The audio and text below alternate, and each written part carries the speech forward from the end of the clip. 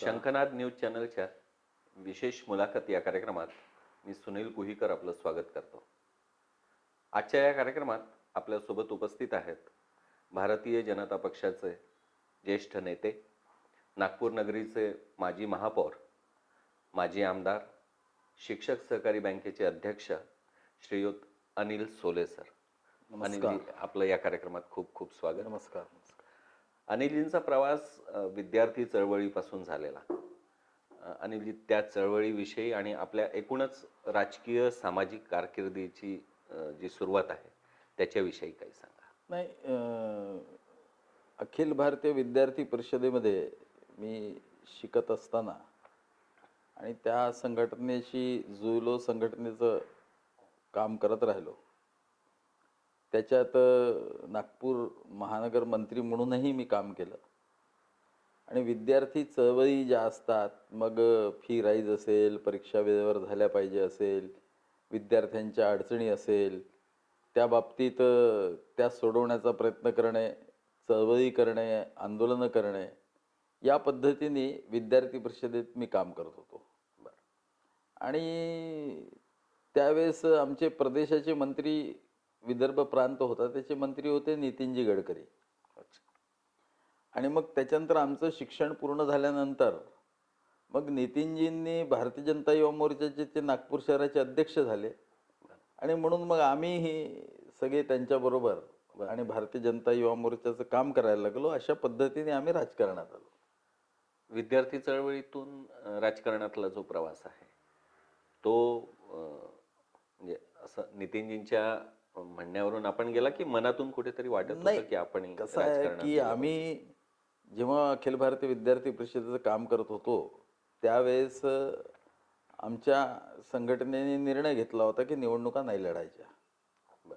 आणि त्याच्यामुळे विद्यार्थी क्षेत्रात आम्ही निवडणुका लढत नव्हतो डायरेक्टली, परंतु समविचारी विद्यार्थी ज्या ठिकाणी नेतृत्व करत असतील, निवडणुका लढत असतील, त्या ठिकाणी जाऊन आम्ही निश्चितपणे त्या प्रभावित करायचो. नंतर शिक्षण संपलं आणि अखिल भारतीय विद्यार्थी परिषदेमध्ये कसं आहे की जोपर्यंत आपण शिकत असतो तोपर्यंत त्या ठिकाणी आपण कार्य करत असतो. मग आमच्या बरोबर असलेली अनेक मुलं जी आहेत नोकरीला लागली, इकडे तिकडे लागली सगळी. नितीनजी त्यावेळेस भारतीय जनता युवा मोर्चाचे अध्यक्ष झाले. आणि मग त्यांनी असा विचार व्यक्त केला की बा आपण आता काय करायचं, तर चल युवा मोर्चाचं काम करू. आणि म्हणून आम्ही भारतीय जनता युवा मोर्चाचं काम करायला सुरुवात केली. पण तुमचा अखिल भारतीय विद्यार्थी परिषदेमधला कार्यकाळ असेल किंवा भारतीय जनता युवा मोर्चाच्या त्याच्यातला तो सुरुवातीचा काळ असेल, तो काही असा फार समाजामध्ये अनुकूल असा काळ नव्हता. नाही. म्हणजे पक्षासाठी पण किंवा ABVP साठी पण. हो.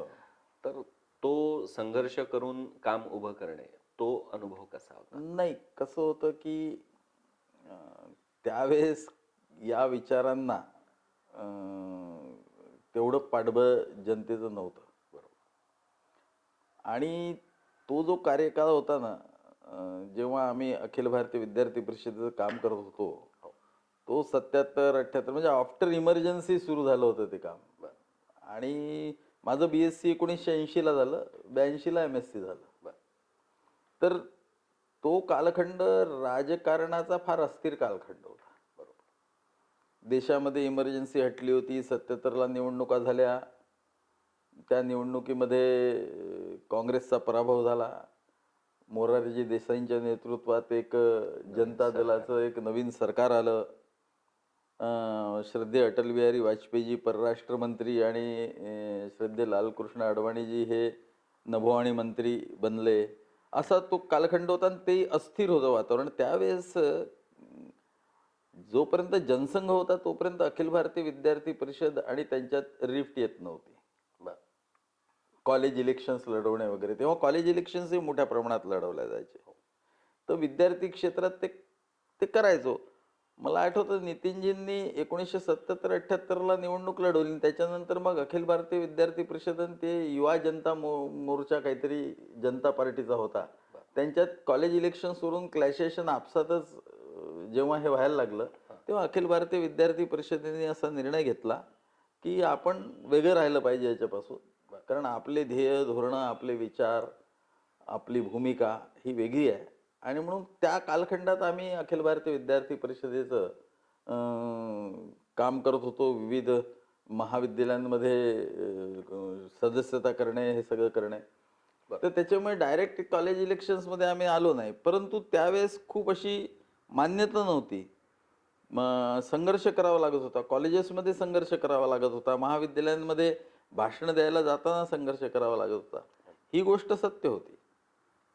त्याच्यानंतर जेव्हा युवा मोर्चामध्ये आलो त्याही वेळेस काही स्थिती म्हणजे शेवटी भारतीय जनसंघाच्या लोकांचं जे सफोकेशन जनता पार्टीमध्ये व्हायला लागलं आणि आणि ड्युएल मेंबरशिप म्हणजे राष्ट्रीय स्वयंसेवक संघाचे स्वयंसेवक नी मग इथे पद घेऊ नये वगैरे अशा भूमिका जेव्हा त्या जनता पार्टीतले लोक घ्यायला लागले, तर त्यावेळेस मग भारतीय जनसंघाचे जे जुने लोक होते त्यांनी सांगितलं की हे तर होऊ नाही शकत, कारण आम्ही सगळे स्वयंसेवक होतो संघाचे.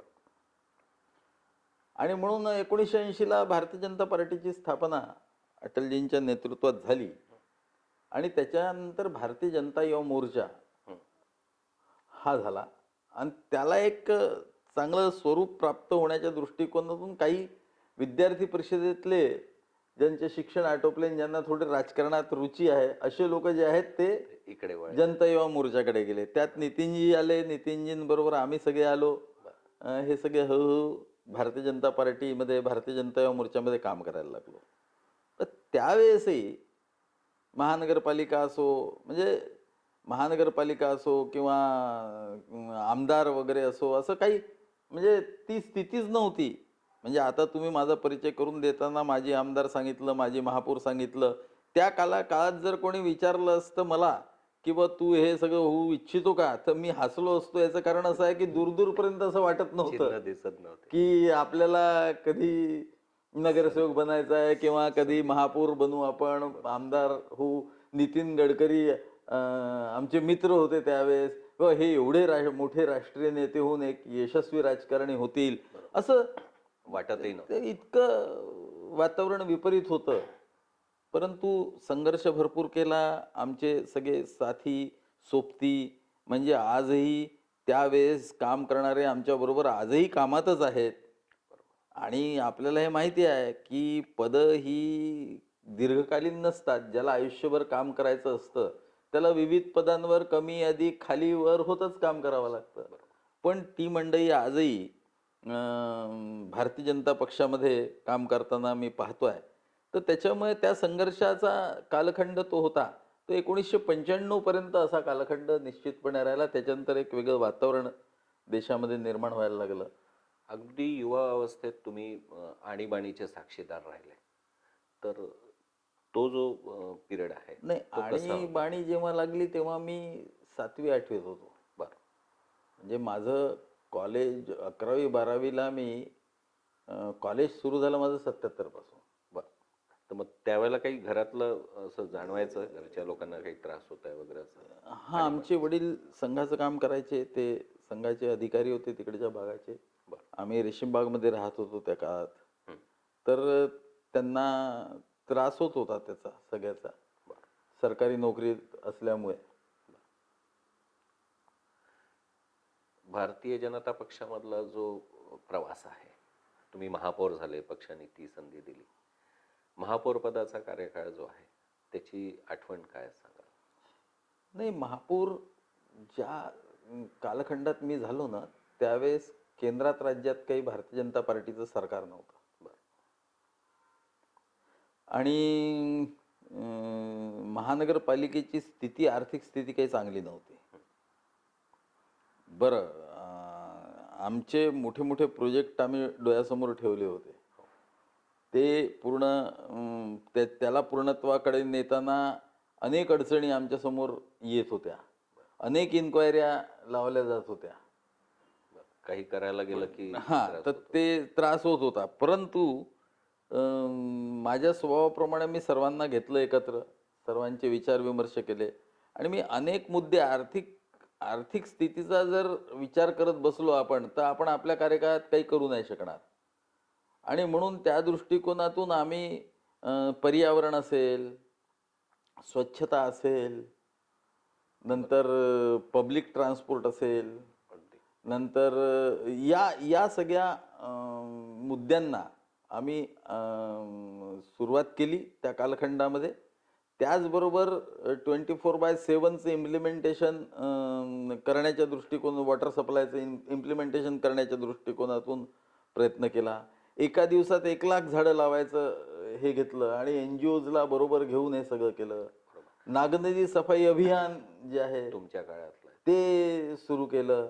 त्याच्यानंतर 1 तास इलेक्ट्रिसिटी बंद ठेवायची पौर्णिमेच्या दिवशी, असा एक ऊर्जा बचतीचा जो आहे संकल्प केला आणि लोकांनी त्याला भरभरून साथ दिली. अनिलजी, स्वच्छ शहर आणि पौर्णिमेचा तो उपक्रम, पौर्णिमेच्या दिवशीचा, हा अजूनही, म्हणजे तुम्ही आता महापौरपद सोडून कितीतरी वर्ष झाले, पण अजूनही नागपूर शहरात सगळ्यांना लक्षात राहील असे ते 2 उपक्रम. बरोबर बरोबर. पण स्वच्छ शहराच्या बाबतीत ती जी मोहीम तुम्ही सुरू केली ती आता कुठेतरी माघारली आहे असं वाटतंय? नाही, मला असं नाही वाटत. शहरचा पसाराही शहराचा वाढलेला आहे आणि त्या दृष्टीने प्रयत्न हे करतातच आहे सगळे लोक. डम्पिंग ग्राउंडचा मोठा प्रश्न होता त्या कालखंडात. नीरी बरोबर संधान साधून मी तिथे कुठले केमिकल्स दिले पाहिजे म्हणजे तिकडच्या लोकांना आणि त्या डम्पिंगचा त्रास होणार नाही पूर्व नागपूरचा, भांडेवाडीच्या भोवताल राहणाऱ्या लोकांना वगैरे, याचे प्रयत्न केले. आताही परवा महापौर मला म्हणत होते दयाशंकरजी तिवारी की आम्ही जवळपास 40-45 32-35% 42% वर्क त्याचं आटोपलं आहे. तेवढी लँड त्यांनी ओके केलेली आहे आणि आता पूर्ण करून राहिले ते. याचं कारण असं आहे की हा स्वच्छतेचा जसा प्रश्न आहे ना, स्वच्छतेचं कसं असतं की ही खोली आहे आपली किंवा आपलं घर आहे, ते रोज साफ करावं लागतं. एखाद्या वेळेला करून एखाद्या दिवशी जर साफ नाही झालं ना, ते झाडलं नाही गेलं ना, तर ती अस्वच्छता दिसायला लागते. आणि म्हणून याच्यात सातत्यता जी आहे ती राहणं गरजेचं असतं असं मला वाटतं. स्वच्छतेसोबतच पर्यावरण हा पण तुमच्या आवडीचा विषय राहिला आहे. त्याच्यातही भरपूर काम तुम्ही केलं आहे, त्याविषयी काही सांगा. पर्यावरण जेव्हा महापौर झालो ना, तेव्हा मी स्वच्छ नागपूर, सुंदर नागपूर या घोषणेप्रमाणे स्वतः वेगवेगळ्या एरियांमध्ये जाऊन स्वच्छता करण्याचा प्रयत्न केला. त्याच्यात मला माहीत होतं की माझ्या या प्रयत्नांनी मी काही हे करू शकणार नाही, पण त्याच्या मागची माझी भूमिका होती की लोकांनी त्या दृष्टीने जनतेत अवेअरनेस आला पाहिजे. म्हणून मी काही मुद्दे असे उपस्थित केले होते की आपल्या ज्या गव्हर्नमेंट प्रॉपर्टीज असतात त्याला कोणीच ओन करत नाही. म्हणजे जसं मेडिकल कॉलेज असेल, मेयो हॉस्पिटल असेल,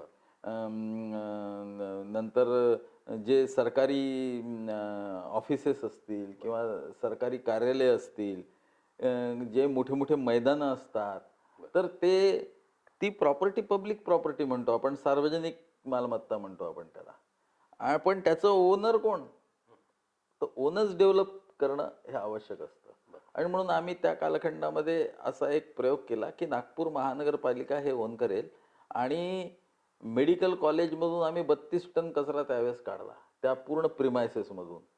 त्यांचा प्रॉब्लेम होता की त्यांना एवढं मोठं प्रिमायसेस मेंटेन करताना, कारण फार मोठं हे आहे, बरं बाहेरचे लोक कंपाऊंड वॉलवरून कचरा आत टाकून देतात, ती स्वच्छता झाली. म्हणजे माझ्या घराच्या कंपाऊंड वॉलच्या बाहेर मी एकदा टाकला कचरा की माझं घर स्वच्छ झालं. पण म्हणून तो केला. मेयो हॉस्पिटलमध्ये आम्ही तो उपक्रम राबवला. नंतर वेगवेगळ्या बगीच्यांना क्लीन करण्याचं आम्ही काम केलं, वेगवेगळ्या ग्राउंड्सला क्लीन करण्याचं त्यावेळेस काम केलं आम्ही.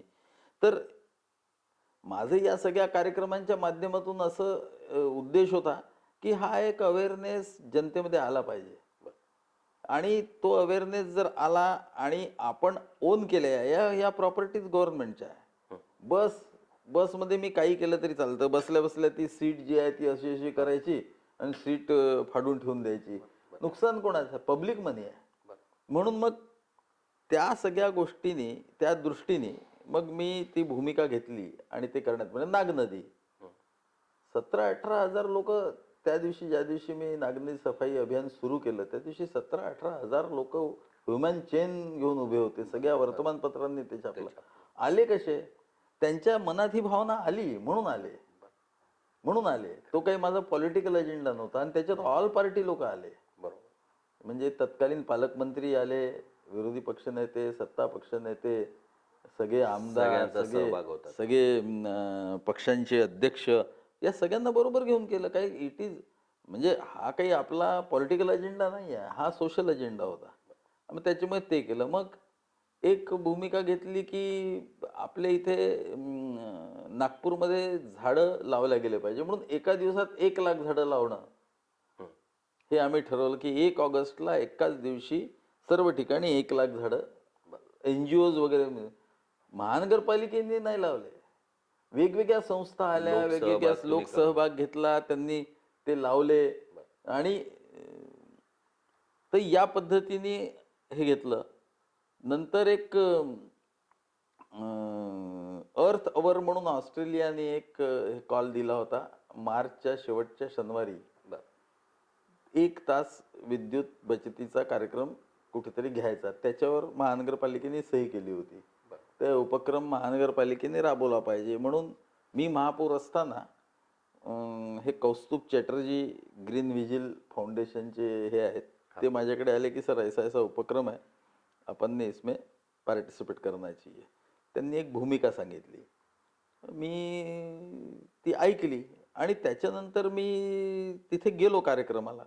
मग मी त्याला म्हटलं की आमचे वडील असं म्हणायचे की त्यांच्या लहानपणी नगर परिषदेमध्ये विद्युत दिवे नव्हते, ते रॉकेल टाकायचं आणि ते हे कंदील पेटवायचे, हे म्युन्सिपाल्टी करायची.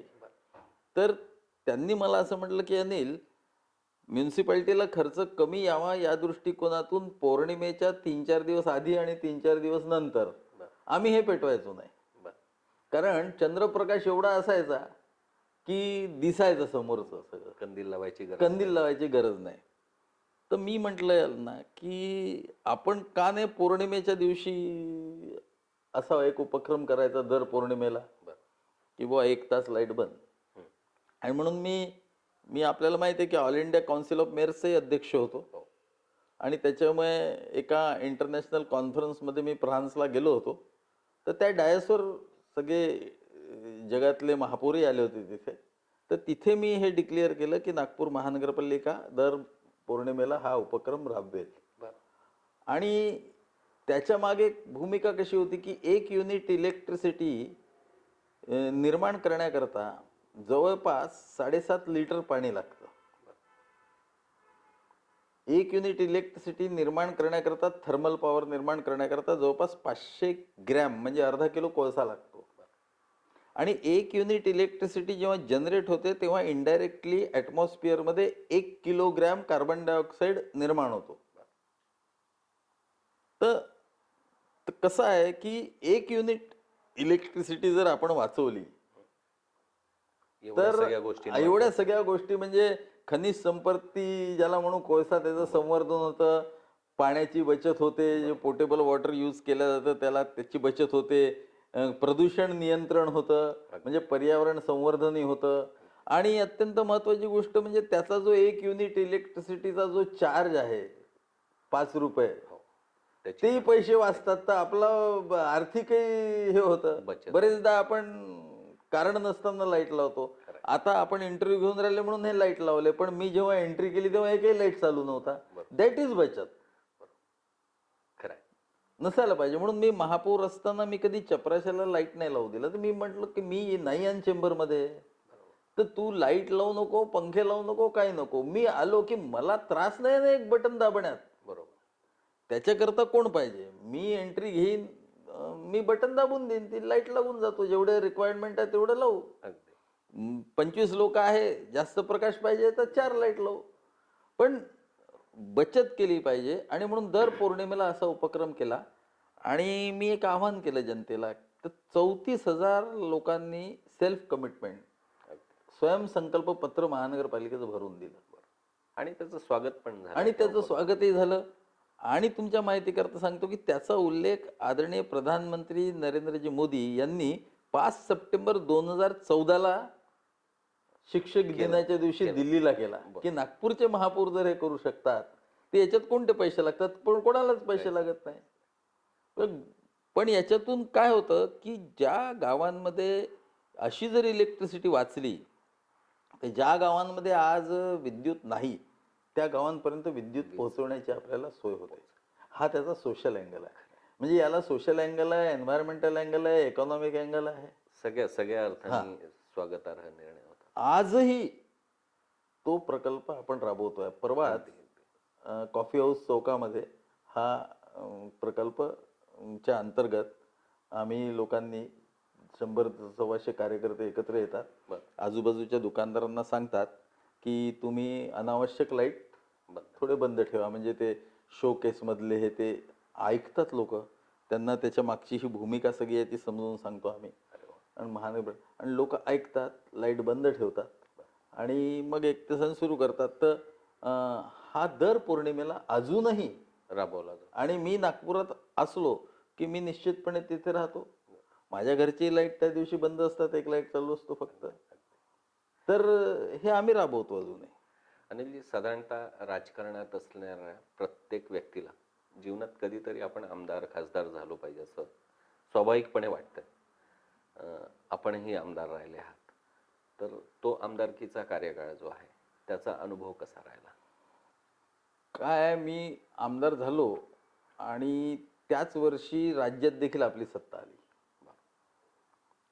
आणि त्याच्यामुळे आमदार झाल्यानंतर त्या 6 वर्षामध्ये जे काही संसदीय आयुध आहेत त्या सर्वांचा वापर मी केला.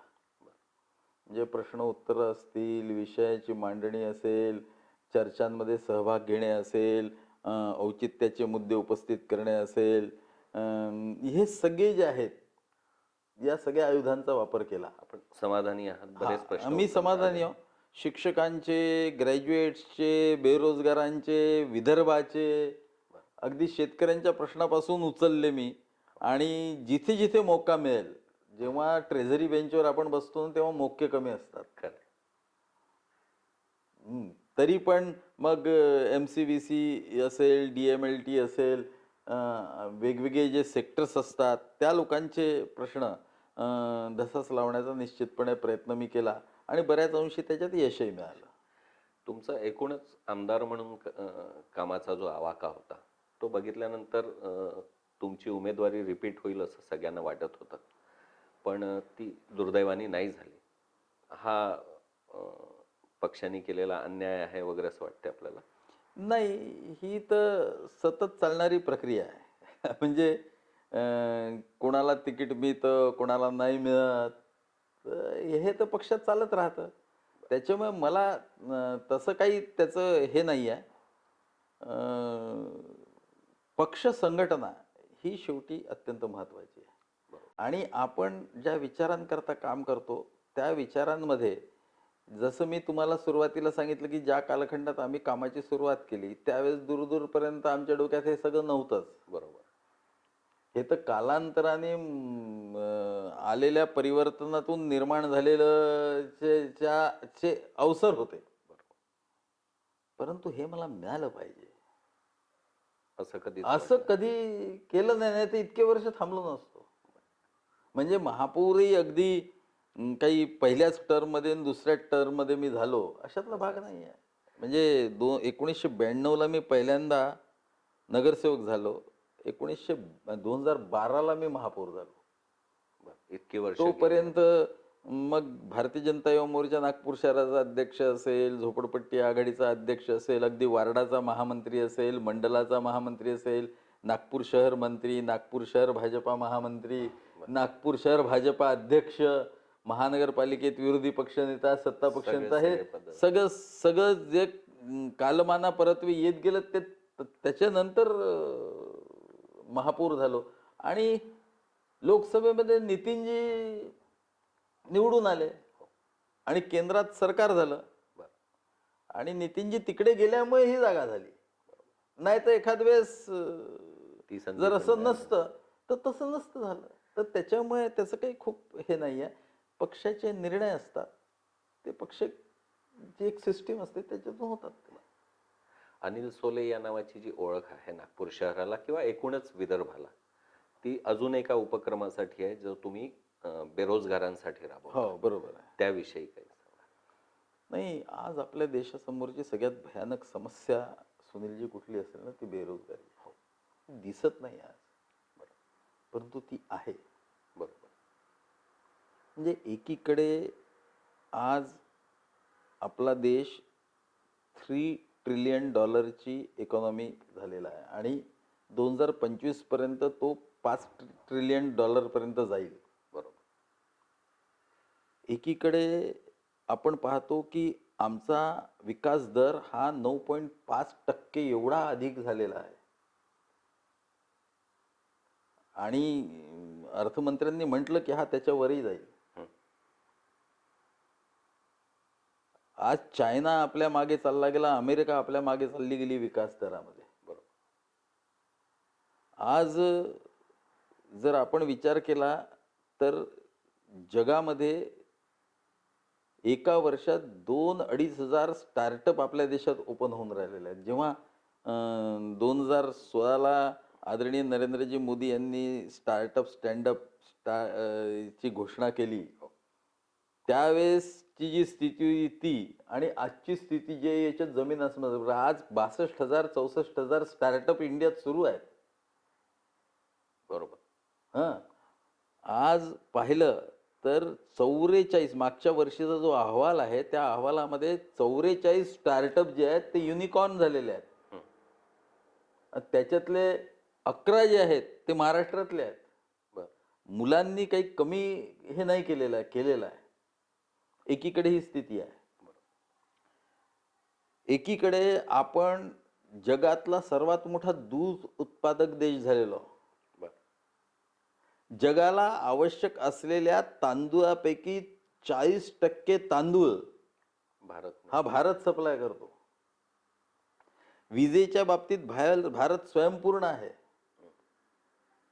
टेक्नॉलॉजी, संशोधन या सगळ्या मुद्द्यांवर आणि भारत जो आहे हा अग्रेसर आपल्याला दिसतो. असे अनेक मुद्दे मी तुम्हाला सांगू शकतो.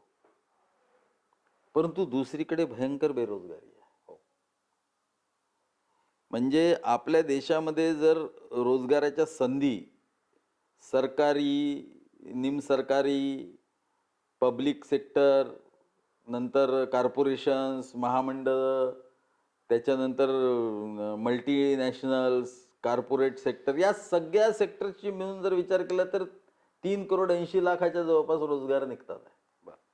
आणि कुटीर उद्योगांमध्ये असलेले छोटे छोटे गृहउद्योग वगैरे वगैरे याच्यात 7-8 कोटी लोक, 10 कोटी लोक तो व्यवसायात गुंतलेले आहेत.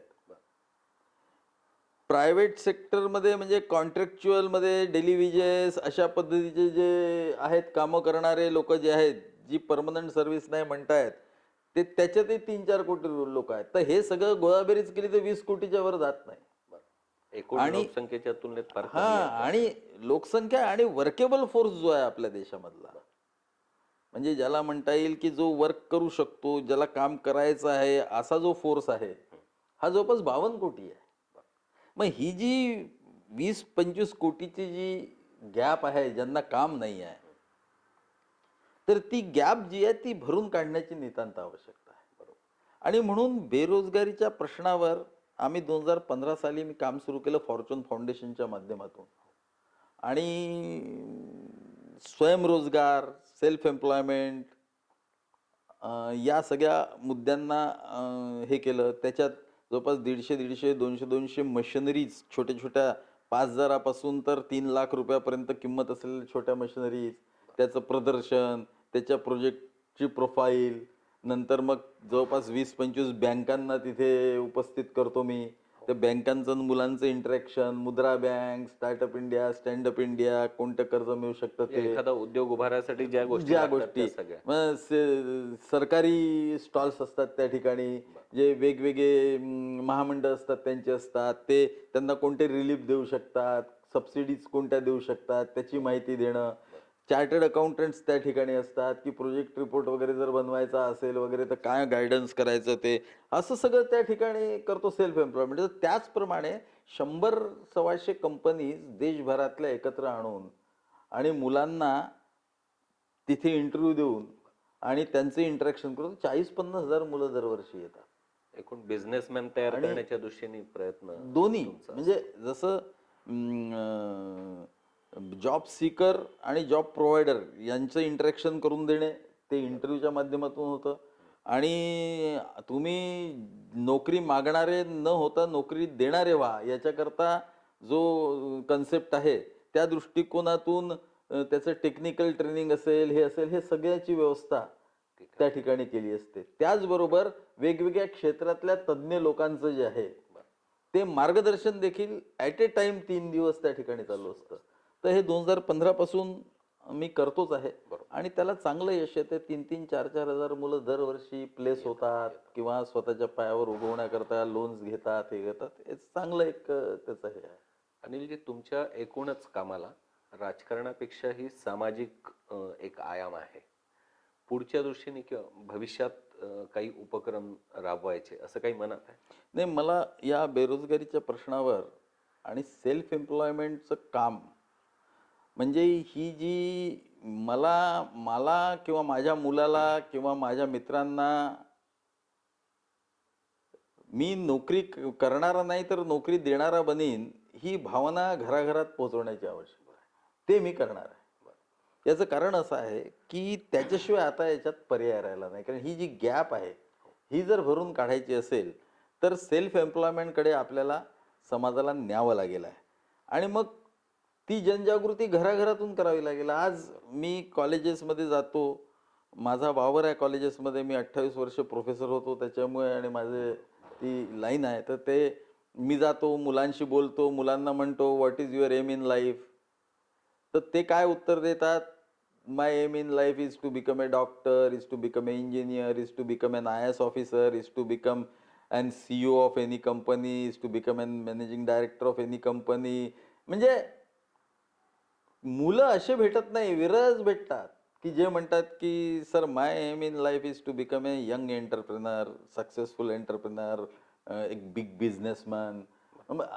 हा ट्रेंड आणावा लागेल. आणि मग याचं कारण काय आहे की आता तुमच्या माझ्या घरातही मुलं आहे.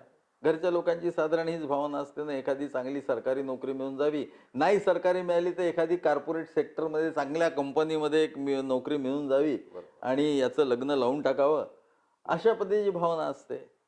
ही भावना जी आहे ही बदलून माझ्या मुलाने एखादा चांगला धंदा केला पाहिजे. म्हणजे तुम्हाला सांगतो मी की आज गरीबातला गरीब माणूस असेल आणि 1 लाख रुपये डोनेशन जर त्याच्या एज्युकेशनला द्यायचं असेल मुलाच्यानं तर तो द्यायला तयार आहे.